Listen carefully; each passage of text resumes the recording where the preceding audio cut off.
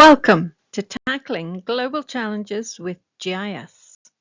Today's topic is strawberries and sinkholes. Hello, I'm Justine Blandford, author of Geographic Information, Geospatial Technologies, and Spatial Data Science for Health.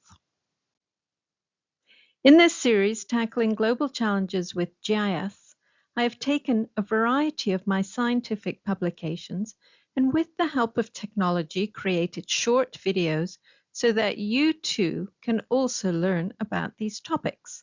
I hope you find them as fascinating as I do. And maybe even be tempted to take a deep dive into the world of GIS, Geographic Information System. Have you ever thought about how that sweet, juicy strawberry that we all know and love can be connected to the ground collapsing? How can such a delicious fruit be connected to this destructive force of nature? To understand the link, we need to take a closer look underground. This is a story about water, weather, and some unexpected consequences.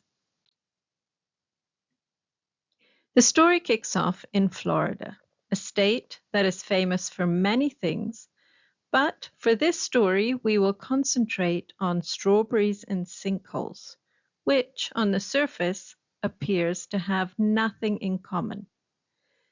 A specific part of Florida is known as the winter strawberry capital of the US.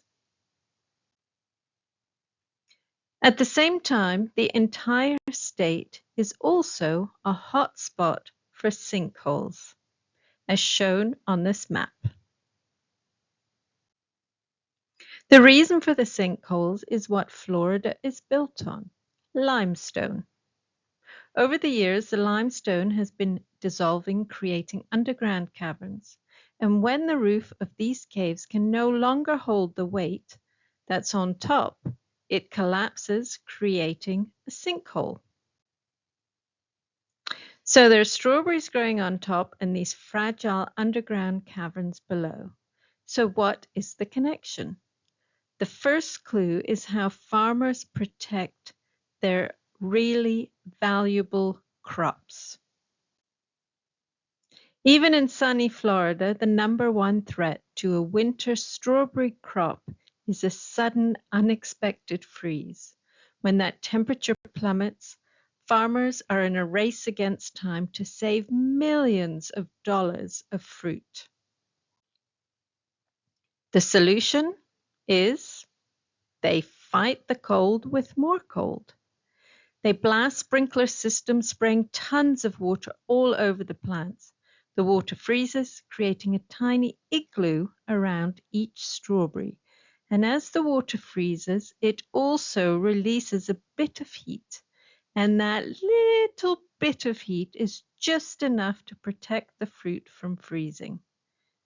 To pull this off, the farmers use an extraordinary amount of water. The water is pumped fast out from underground aquifers, the same water that is supporting all of those limestone caves below. To prove this connection, this study examined 25 years of data.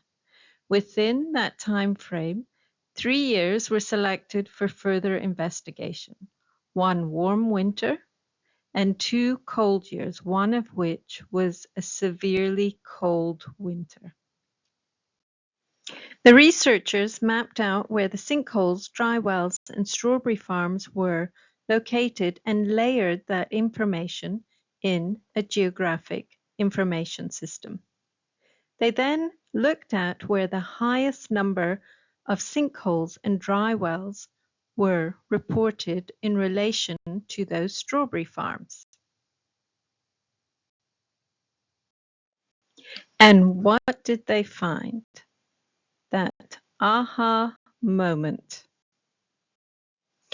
In the warm winter of 2007, no sinkholes were reported, and only a few dry well complaints. In a cold year, the number of sinkholes jumped to 30 compared to that warm year.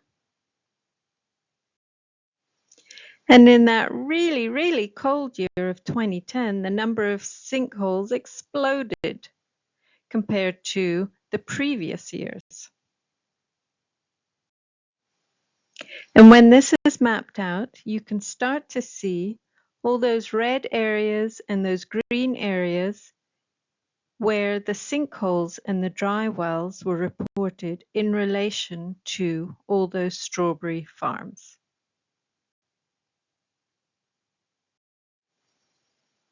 And when the number of sinkholes were examined in relation to that change in underground water levels, it became really apparent that when temperatures fall below 41 Fahrenheit and water levels dropped more than 20 feet, the number of sinkholes increased greatly.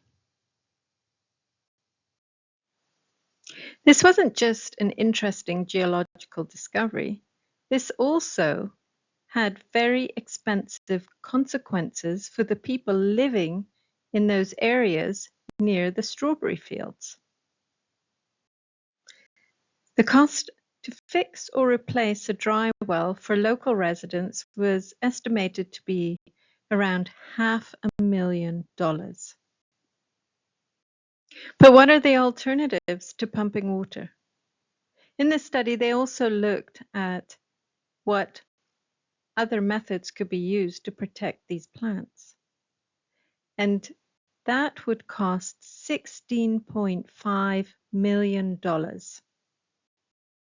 So the economic reality is that it is cheaper to deal with the dry wells rather than to use this alternative freeze cloth method. In spite of those findings, this study can be used to develop a comprehensive water management plan in areas where abstraction of large quantities of water takes place. For example, the local water management district developed a plan to reduce this dry well issue, and it includes better monitoring and setting limits on water extraction, and also to think about the economics and how to help farmers to use alternative methods. So let's leave you with two thoughts. What are the hidden costs of the food we eat? And how do we balance the food we need with the ground we live on? Interested in learning more? Read the study.